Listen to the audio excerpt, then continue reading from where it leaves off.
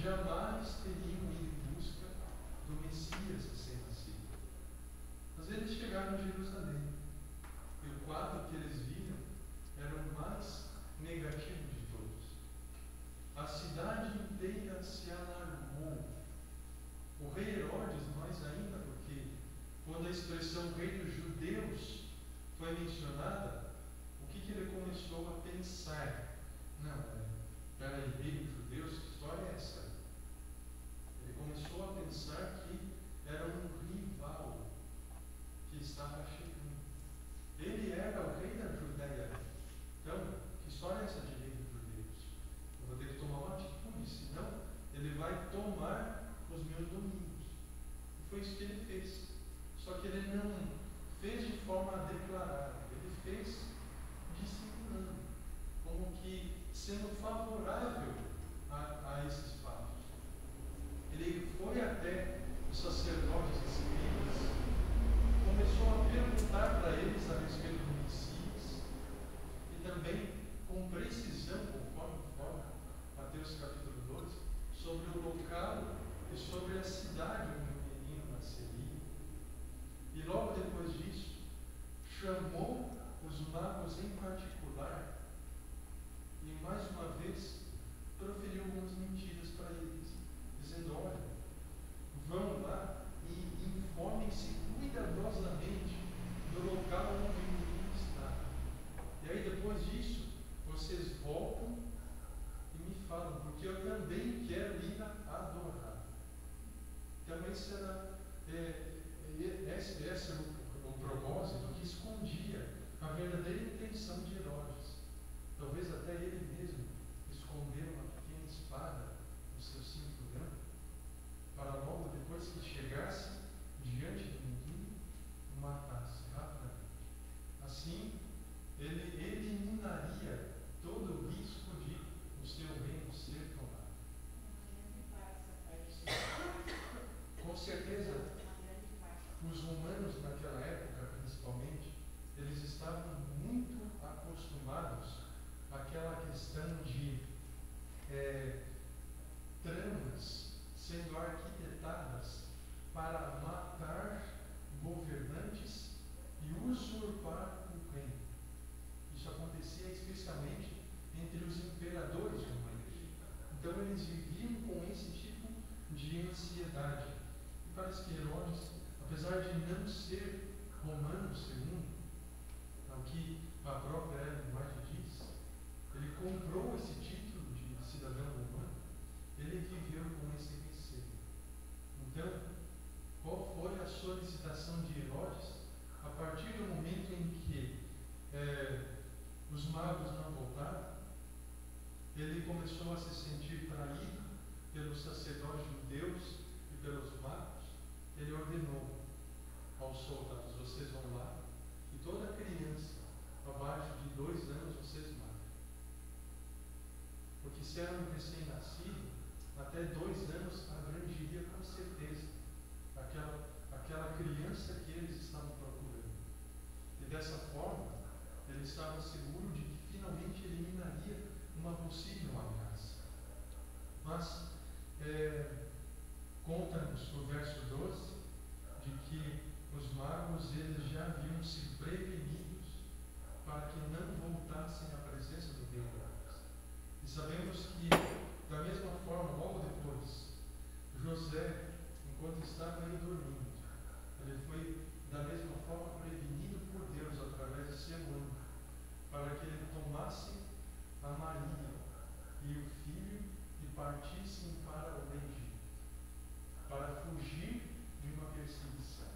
E nós, como igreja, nós cremos que esse tipo de perseguição, ela começou já a ser prefigurada no capítulo 12 do livro do Apocalipse.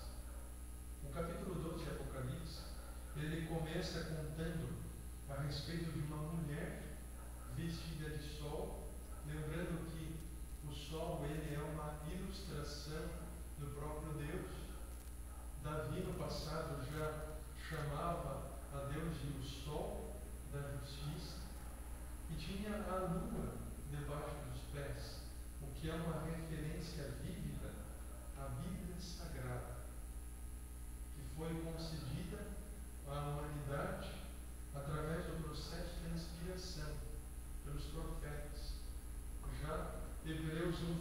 1 menciona que, havendo Deus outrora falado através dos profetas aos pais, nos falou nesses últimos dias por meio de seu Filho.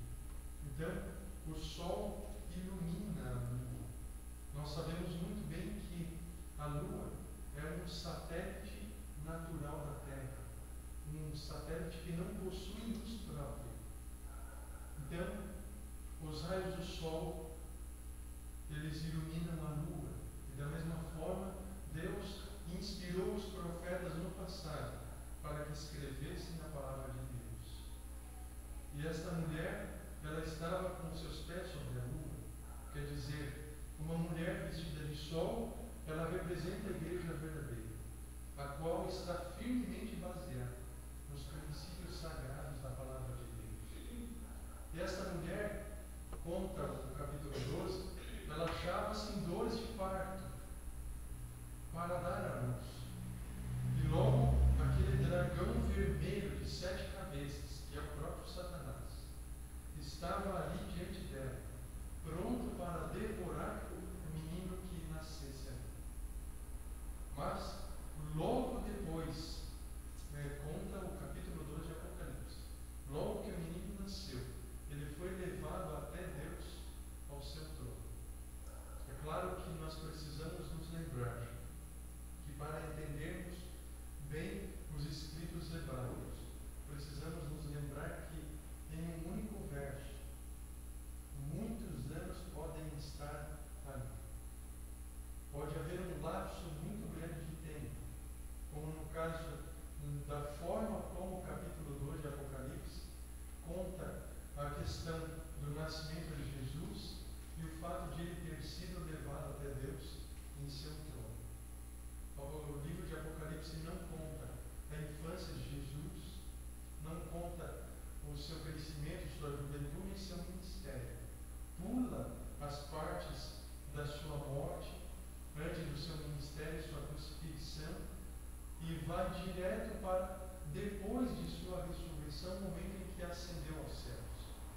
Então, em apenas um capítulo, procurou resumir a essência de uma nova sessão profética, a sessão em que a igreja de Deus é duramente perseguida, começando pelo próprio Jesus.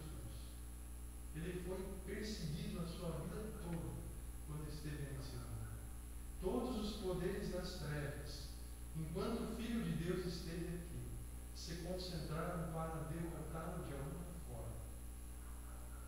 Como isso não foi possível, conforme conta o verso 17 de Apocalipse 12, já que nem ao menos a mulher ele conseguiu encontrar para matá-la, já que ela foi socorrida pela terra, já que ela foi levada até o deserto por 2 asas de águia, o que é uma referência à escapada de certos povos europeus, como os valdenses, que eram os seguidores de Pedro Valdo, ou os albigenses, que viviam no norte da França, escapavam para lugares solitários, livres da perseguição. E dessa forma, eles foram socorridos. A igreja cristã naquela época foi socorrida pela terra, onde não havia perseguição. E essa terra, ela engoliu aquele dragão. Só que no verso 17, menciona a questão de que, já que ele não conseguiu devorar a criança que nasceu, não conseguiu matar a mulher, então ele decidiu perseguir e fazer peleja contra a sua descendência, os que guardam os mandamentos de Deus e têm o testemunho de Jesus. Nós cremos que esse testemunho de Jesus é o testemunho que ele dá de si mesmo, no sentido de proporcionar segurança à sua igreja, através das profecias. Então, a criança foi cuidadosamente preservada por Deus, através de seus anos.